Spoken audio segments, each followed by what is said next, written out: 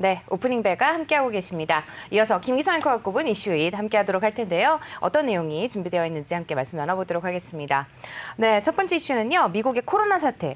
이미 정점을 지났다고 하는데 그래도 아직도 심각하죠? 네, 그렇습니다. 뉴욕타임스가 오늘 보도한 내용을 볼 것 같으면 지난 일주일 동안 하루 평균 신규 환자의 숫자가 10만 명을 넘어섰다 그럽니다. 그런데 이게 어느 정도인가 하면은 지난 겨울에 팬데믹이 절정에 달했을 때 이후로 가장 많은 숫자다 이렇게 얘기를 하고 있거든요.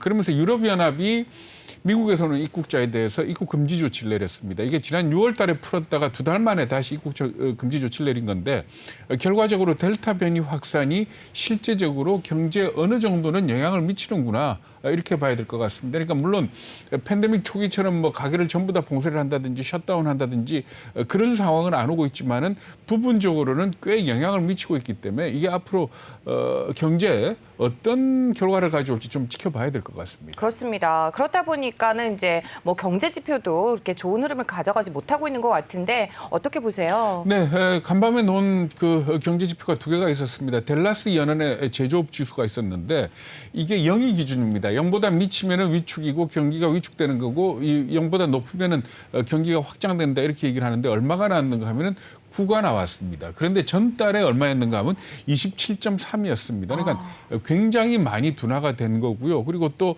월가가 예상하기로는 23.5를 예상을 했거든요. 그러니까 이게 9까지 떨어졌다는 것 자체는 월가가 예상하는 것보다도 어떻게 본다면 이게 델타 변이의 문제인지 아니면은 전반적으로 2분기에 피크를 찍고 내려오는 과정인지 좀 더 지켜봐야 되겠지만 일단은 생각보다 굉장히 둔화된다 이렇게 볼 수가 있고요. 그리고 또 간밤에 발표된 지표 중에 하나가 잠정주택 판매 지수라는 게 있었습니다. 네. 이게 뭔가 하면은 미국도 우리나라하고 마찬가지로 집을 사겠다라고 계약을 하면 계약을 하고 계약을 끝내기까지 그러니까 잔금을 다 치르기까지는 한두 달 걸리지 않습니까? 그렇죠. 미국도 마찬가지입니다. 그러니까 계약을 해놓고 아직 잔금을 치르지 않은 그걸 갖다가 잠정주택 판매라 그래서 지수화시켜서 보는 겁니다. 그러니까 이 지수를 보면은 한두 달 뒤에 기존 주택이 얼마나 팔렸는지 동향을 알 수 있는 그런 지표거든요. 그런데 이게 전월보다도 1.8%가 줄어든 걸로 감소한 걸로 이렇게 나타났습니다. 월가에서는 이게 한 0.5% 정도 오르지 않겠냐 이렇게 예상을 했는데 완전히 감소세로 돌아섰다 이렇게 보시면 되기 때문에 전반적으로 본다면은 미국의 경제가 2분기에 빠른 속도로 회복되는 듯했다가 사실 6월부터 시작해가지고 좀 주춤주춤하면서 상승 속도가 굉장히 둔화되는 듯한 아직 마이너스로 돌아간 건 아니지만 상승 속도가 굉장히 둔화되는 그런 모습을 나타내고 있다 이렇게 봐야 될 겁니다. 만약에 이런 상황에서 테이퍼링이 실시가 된다면은 경제 성장이 미치지 못하고 그러니까 결과적으로 기업들의 아마 실적이 결국은 2분기가 피크가 될 가능성이 상당히 높습니다. 이렇게 된다면 결과적으로 주가에도 큰 도움이 안 되지 않을까 이렇게들 보고 있는 겁니다. 네, 그렇습니다. 뉴욕 증시 주가를 살펴보더라도 섹터별로 보면은 부동산 관련주가 가장 좀 안 좋은 흐름을 보여줬던 것도 계속해서 전해드린 바가 있는데요. 지금 잠정 주택 판매 지수를 포함한 경제 지표들 예상보다 둔화되고 있다는 소식 함께 전해드려봤습니다. 이어서 두 번째 이슈도 좀 확인을 해보겠습니다. 두 번째 이슈는요. 요즘에 최근 들어서 또 소형차가 좀 단종이 되고 있다는 소식이네요. 네, 그렇습니다. 소형차라는 게 자동차를 만드는 회사 입장에서 보면은 원자재나 인건비는 거의 비슷하게 들어가는데 싸게 팔아야 되지 않습니까? 네. 여기에다가 최근에 소비자들의 전반적인 움직임이 좀 큰 차를 좋아하는 쪽으로 움직인다 그럽니다. 그래가지고 아우디 같은 경우에 소형차 A1 있죠. 네. 이걸 갖다 단종을 하고 후속 모델을 만들지 않을 거다 이렇게 발표를 했고요. 그리고 또 미국의 GM하고 스텔란티스 같은 경우에도 소형차를 단종을 했습니다. 우리나라 같은 경우에는 르노 삼성의 클리오 그리고 현대차의 엑센트가 이미 단종이 됐고 그리고 또 경차 중에서는 지금 기아 모닝 같은 경우에 전년 대비해서 판매량이 한 13% 정도 줄었고요. 그리고 또 쉐보레 스파이크 같은 경우에도 22% 이상 판매가 줄어든 걸로 이렇게 집계가 되고 있습니다. 그러니까 전반적으로 작은 차, 경차 내지는 소형차에 대한 소비자들의 니즈도 많이 줄어들었고 완성차 업체도 좀 생산을 안 하는 쪽으로 움직이고 있다 이렇게 봐야 될 것 같습니다. 네, 스파크라는 이름도 굉장히 오랜만에 듣고요. 또 네. 엑센트라는 또 이름도 오랜만에 듣는 것 같습니다. 그런데 그럼에도 불구하고 전기차의 경우에는 소형차 개발 경쟁이 굉장히 뜨겁다고 하더라고요. 네, 그렇습니다. 그러니까 가격 대비 성능을 중요시하는 게 전기차의 어떤 움직임 아니냐 이렇게들 판단을 하고 있는 것 같습니다. 대표적인 소형 전기차라고 하면 중국 업체가 만든 500만 원대짜리의 소형 전기차가 네. 있고요. 그래서 이 500만 원대의 소형 전기차가 꽤 많이 팔렸습니다. 그래서 이게 어떤 시장성을 증명한 거 아니냐 네. 이렇게들 보고 있는 것 같습니다. 그래서 폭스바겐 같은 경우에는 소형 해치백 스타일의 전기차를 갖다가 2025년부터 출시하겠다 이렇게 밝혔고 테슬라 역시도 25,000달러 정도 하는 소형차 이것도 모양이 해치백 스타일이라 합니다. 네. 이걸 내놓겠다 이렇게 밝히고 있습니다. 원래 일본은 전통적으로 작은 차 좋아하지 않습니까? 그렇죠. 네. 미쓰비시나 아니면 스즈키 같은 경우에도 대략 한 100만 원대 내지 200만 원대 우리 돈으로 따지면 한 1,000만 원 내지 2천만 원 정도의 소형 전기차를 2025년 내지 2030년까지 출시할 그런 계획을 발표를 하고 있습니다. 네, 지금 뭐 전기차 얘기가 나왔으니까 말인데요. 어떻게 보면 2차 전지 관련해서 주식 가운데 보면 알루미늄 박이라고 할까요? 거기를 만드는 회사가 이쪽을 네. 주목해야 된다 이런 그렇습니다. 리포트가 나왔다고 하더라고요. 네, 교보증권에서 나온 리포트인데 아마 네. 그쪽 주식 갖고 있는 분들은 다들 아마 보셨을 겁니다. 그 아. 내용이 뭔가 하면은 2차 전지를 만들 때 우리가 많이 알기로는 양극재, 음극재 이렇게 뭐 구리박 이렇게 네. 많이 들어가지 않습니까? 네, 그렇죠. 근데 알루미늄 박이 들어가는데 알루미늄 박이 그동안 크게 관심을 못 끌었던 이유가 배터리 전체 가격을 100이라고 했을 때 네. 알루미늄 박이 차지하는 비중이 1.8% 정도밖에 안 된다 그럽니다. 그러니까 양극재가 한 40% 이런 식으로 얘기를 하는데 워낙 비중이 작기 때문에 별거 아니다라고 생각을 했는데 이 교보증권의 리포트를 볼 것 같으면은 별거 아니긴 하지만은 이게 시장 규모로 봐서 굉장한 거다라는 그런 내용입니다. 그래서 대략 우리나라 업체들 중에서 이 알루미늄 박, 그러니까 전기 자동차에 들어가는 알루미늄 박을 만드는 회사가 전 세계적으로 6개가 있는데 네. 우리나라에 3개가 있다고 합니다. 오. 사마알루미늄, DI 동일 그리고 롯데케미칼. 롯데케미칼은 네. 아마 상장이 안 돼 있죠. 이렇게 돼 있는데 이들 기업들 같은 경우에는 기술이 아마 세계에서도 굉장히 뛰어난 그런 기술을 갖고 있는 모양이에요. 그래서 앞으로 알루미늄 값이 오르고 네. 이렇게 된다면은 결국 그 배터리 가격에서 차지하는 비중도 한 2% 정도로 늘어날 것이고 그리고 이들 업체가 증설을 해서 알루미늄 박을 갖다 생산을 해내게 되면 이게 그러니까 SK 이노베이션하고 계약을 한 회사가 사마알루미늄인데 네. 이게 SK 이노베이션의 계약을 전부 다 처리를 한다 그러면은 그게 물량이 한 1조 7천억 된다 그럽니다. 네. 그런데 알루미늄 박을 만드는 회사의 영업이익률이 한 10%라 그러거든요. 그러니까 네. 꽤 큰 이익이다 이렇게 보시면 됩니다. 그래서 주가가 사마알루미늄 기준으로 해가지고 주가를 보면은 대략 한 1,000원 정도 올랐습니다. 1,500원 부근에서 움직이다가 2,500원, 어제는 2,700원 선까지 찍었다가 지금 좀 떨어졌죠.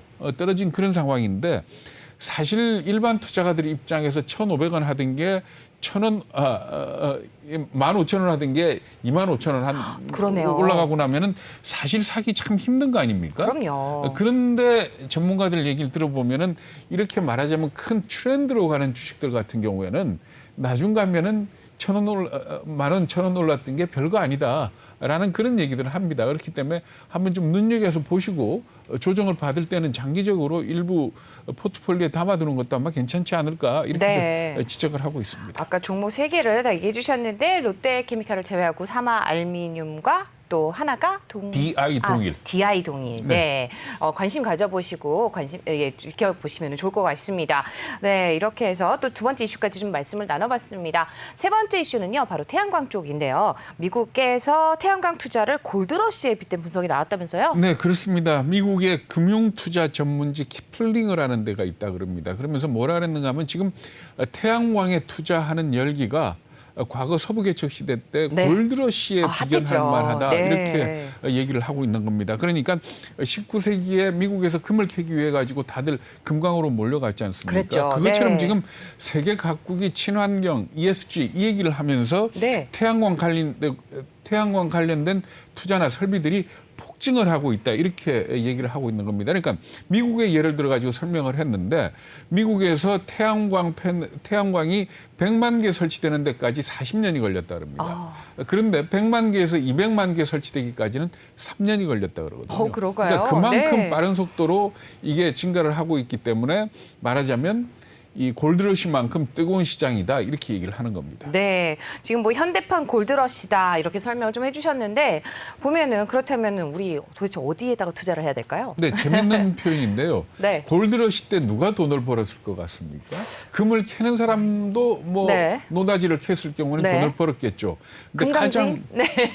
가장 돈을 많이 번 사람은 사 팔고 괭이 파는 사람들입니다. 아, 그런가요? 네. 그렇게 따진다면 결과적으로 태양광을 설치해서 발전하는 사람보다 네. 여기에다가 뭔가를 갖다가 납품하는. 제공하는 아하. 그런 업체를 봐야 되는 거 아니냐 그러면서 몇 개 업체를 됐는데 그 업종별로 얘기를 하면 첫 번째는 인버터 업체를 얘기를 합니다. 그러니까 네. 인버터라는 게 뭔가 하면 태양광으로 생산하는 전기는 직류거든요. 그런데 네. 이걸 갖다가 송배전하기 위해서는 인버터를 통해 가지고 교류를 바꿔서 내보내야 됩니다. 그런데 그 인버터도 말하자면은 성능의 차이가 있고 어떤 특징이 있기 때문에 좋은 인버터를 생산하는 기업 같으면은 충분히 투자 기회가 있다 이렇게 네. 얘기를 하고 있고요. 그리고 우리나라하고는 조금 사정이 다른데 백업 발전기 하고 저장, 에너지 네. 저장 이 부분을 얘기를 합니다. 그러니까 미국 같은 경우에 지난번에 그 플로리다 같은 경우에도 굉장히 추워져 가지고 문제가 생기고 뭐 이랬지 그랬죠. 않습니까? 맞습니다. 그러니까 전기가 네. 끊어지는 경우가 있기 때문에 이걸 대비해서